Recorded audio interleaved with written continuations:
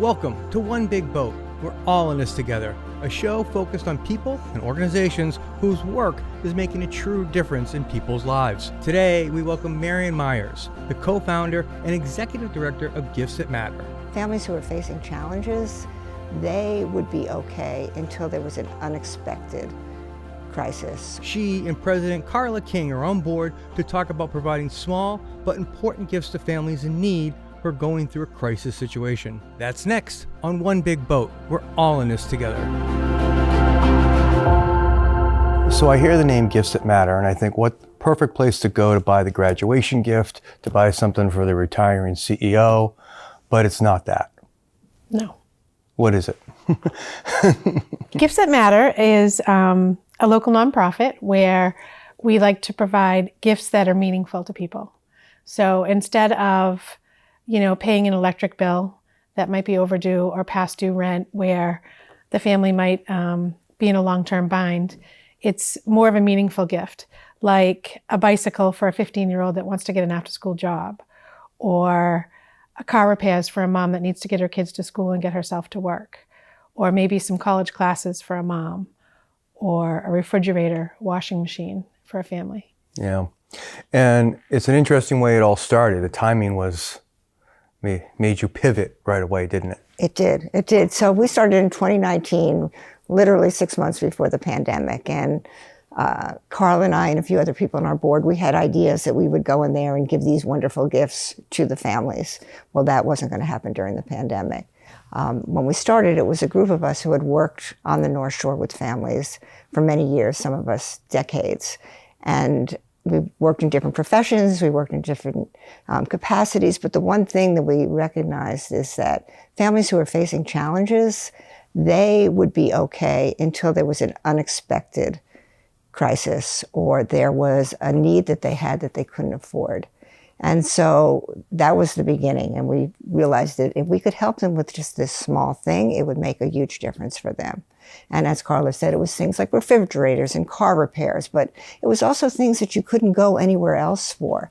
Funeral expenses or moving expenses or a diabetic monitor for a 12-year-old or a woman who couldn't get her children to the emergency room and she had asthmatic children and she needed an Uber card so she had someplace to call to get there quickly. So most of these problems all had simple solutions if you had money. And none of these families had money and could afford it. And so Gifts That Matter reached out and to some organizations that worked with these families and offered our services and our ideas. And how do you start up a nonprofit like that then? I mean, did you just say to all your friends, hey, we just need a bunch of money?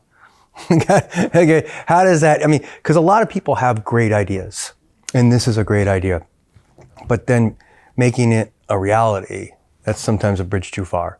That's yours. Okay, so I think that Carl and I had both worked on the North Shore with families and schools and organizations, and our first idea was, we figured this out as we went, really, we took one step at a time. And we went to the organizations that we knew the best. For Carla, it was DCF. And for me, it was, I had worked at some schools with children with special needs. And they were really happy to support our ideas. And as we talked about in the pandemic, we had to pivot quite a bit because our idea was that the social workers from these schools who worked directly with the families would make the referrals to us, to Gifts That Matter. And then we would get the gift and we would bring it to them. And that way there would be an ability for them to be a part of it, to be able to show their gratitude, for us to get exactly what they need. But the pandemic changed that. So we started doing it and just sending them the gifts. But our connection was really with the organizations. They're the backbone of what we do. And we started with Carla's organization and my organization, and now we have many, many organizations we work with, probably 10, 12, 15 that we work with directly. And how do the requests come in? They come in through the social workers at each agency, and they go to Marian, and Marian will share them with there's several of us that kind of go through the applications, and we try to read the applications quickly. If I don't see my email quick enough, then I get a text. Did you see that email? So we do. Marian tries really hard to get them the answers very quickly. And then, we read them and make sure that they fit our guidelines. And if they do, then Marion will immediately order off of Amazon or whatever, or pay the automobile repair place or whatever it is. She'll take care of that. Yeah. And I guess we'll get to the, what are your parameters, but some of these requests must be heartbreaking. Absolutely. I think, trying to think of one that comes to mind, but one that always sticks with me is a mom who had probably a high school autistic son, and he just had an issue with eating his clothes and just needed a large supply of t-shirts because he just kept eating his clothes, chewing on his clothes and therefore ruining them. But that's just something that I never would have thought of. And a family, of course, needs that if the child's going through t-shirts quickly because of his special needs. So that one always stuck with me. Yeah, there are a couple that just never leave your mind. Like Carla said, they don't leave your mind. The woman, there was a young mom who was stuck in the house with 2 toddlers during the pandemic. Mm-hmm. She couldn't get out of the house. She had 2 toddlers and lived in the center of a small town, but it was the center, and she couldn't even get groceries, so she asked for a stroller. And I think the other thing that's interesting is we ask these families to pick out what they want. So we give them, we approve it, and then we say, okay, you pick out the stroller. You'd think that they would pick out a big fancy stroller. The stroller she picked out was $90. It's amazing. That's all they want, is something simple, something functional. And so that one stuck with me a lot.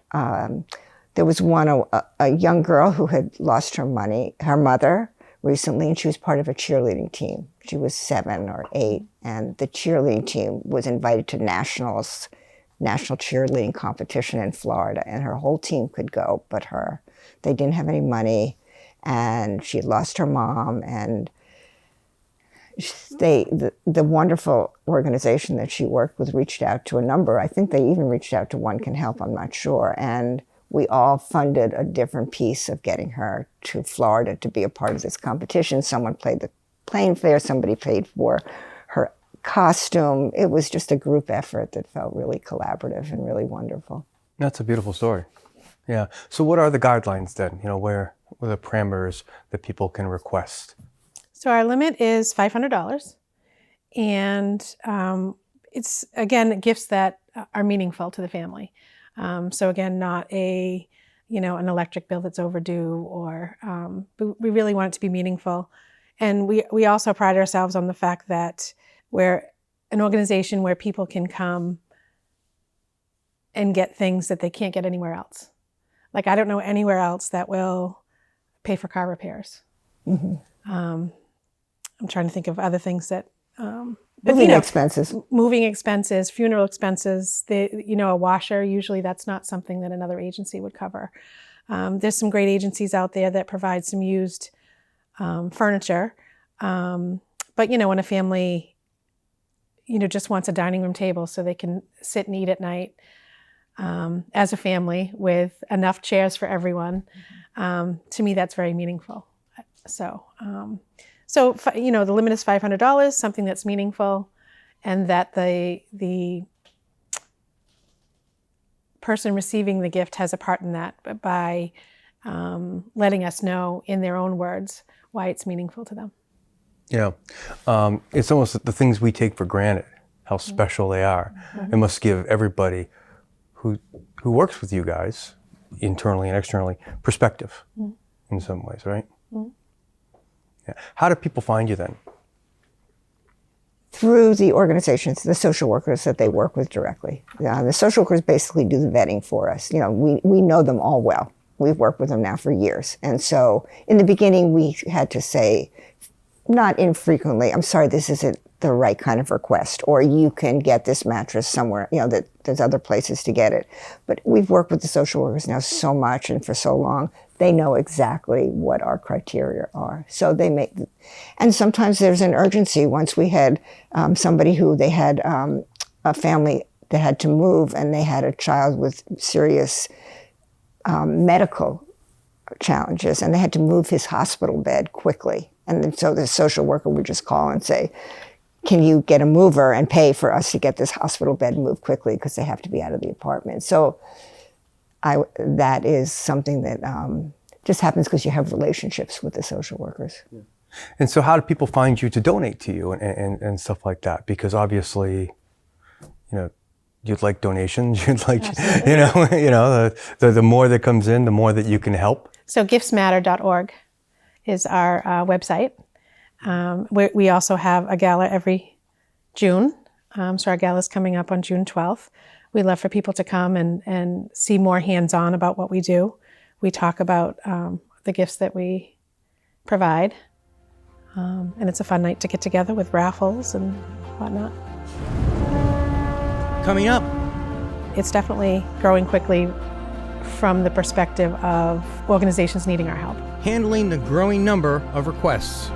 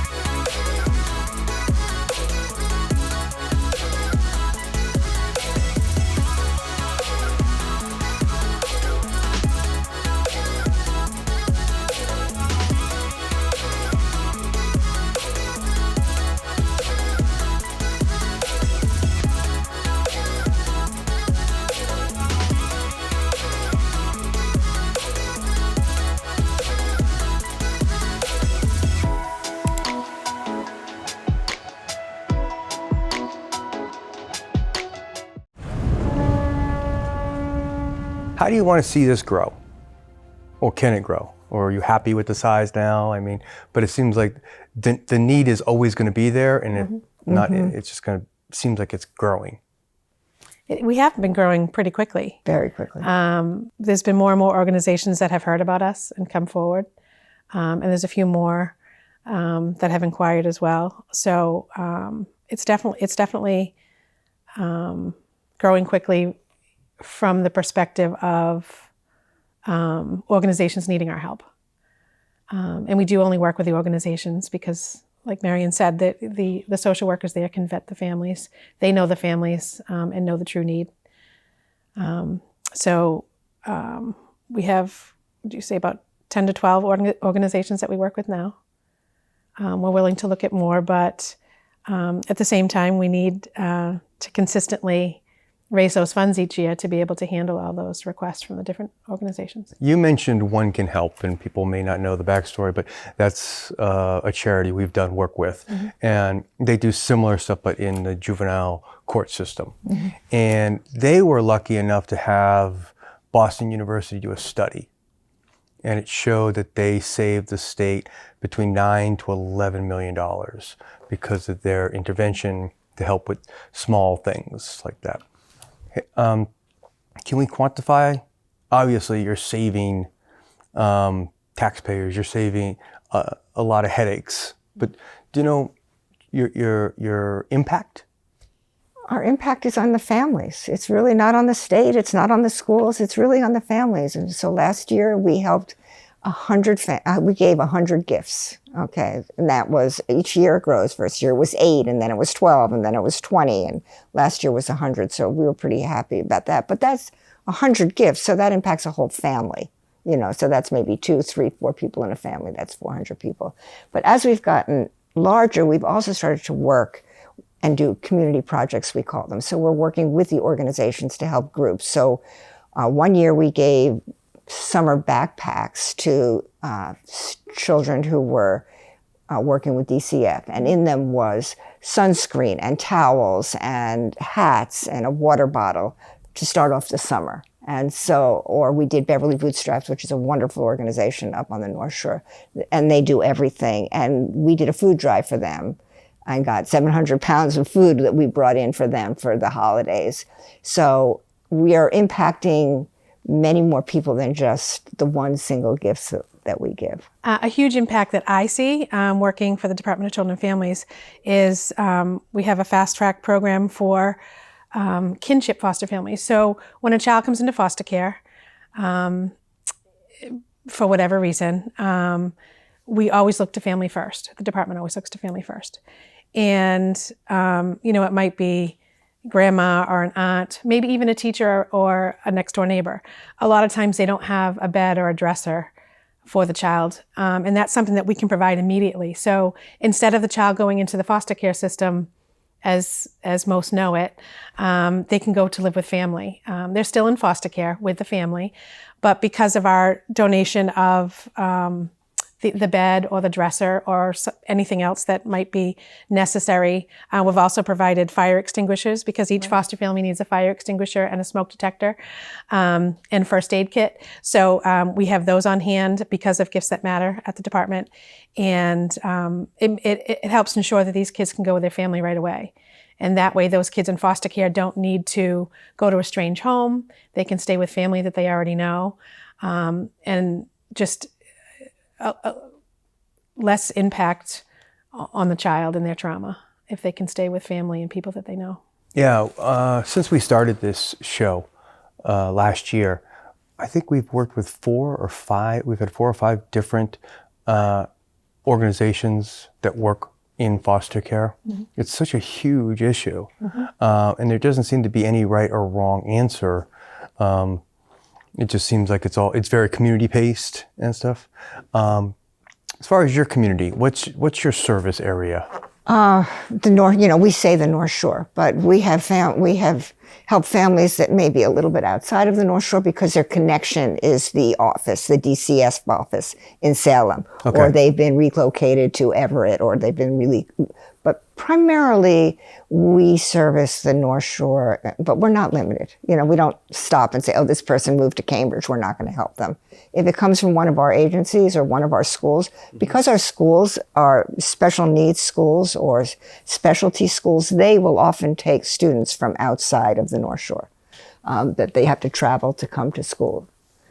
So we will help those families as well. One thing that we didn't mention, and is a very important part of what we do, especially since the pandemic, is we helped low-income families to get their children enrichment opportunities. So we do summer camps, and we do arts classes and dance classes and sports and YMCA memberships, and we help with driver's ed. There are a lot of teenagers who can't afford the $500 or $800 bill for driver's education, and those teenagers are eventually going to be able to help their parents to transport siblings or get to work by themselves. We've helped young adults with courses at community college. So during the pandemic, it was a lot of essential items, but now since the pandemic, I think people want to expand the lives for their children and have opportunities for them. Yeah, that's great. Thank you. What have I missed? What have I not asked you? I think what makes us different than One Can Help or Wonder Fund is another one. And I think we take great pride, especially Carla and I, in how quickly we can turn things around. We are like on call 24/7 and we get it, right? Mm-hmm. We understand that if somebody needs something, they need it quickly. And they spend their lives waiting for government funds and all the red tape. So we really, really are proud of that. And we can get a request at 2:00. We've gotten requests at 2:00 and had the refrigerator delivered the next morning. I mean, that's how quick we can turn it around. We know where to go to get these things as well. So I think that's one of our hallmarks, how we're different. And the other thing is, I think, as Carla talked about, asking the family to give us an impact statement or to give us a statement of why they need something. We want them to be part of the process. It's not just all people working for them.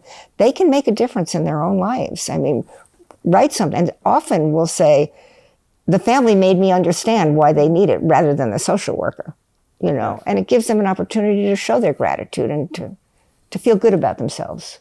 A friend of mine, she's owns a real estate company, and she's always, I got a guy. Yeah. It's like you always got a guy, right? We always have a guy. Yeah, we built some great relationships with, appliance companies and, some auto mechanics in the area. Do they work with you on pricing? Yes, they do. They do. That's great.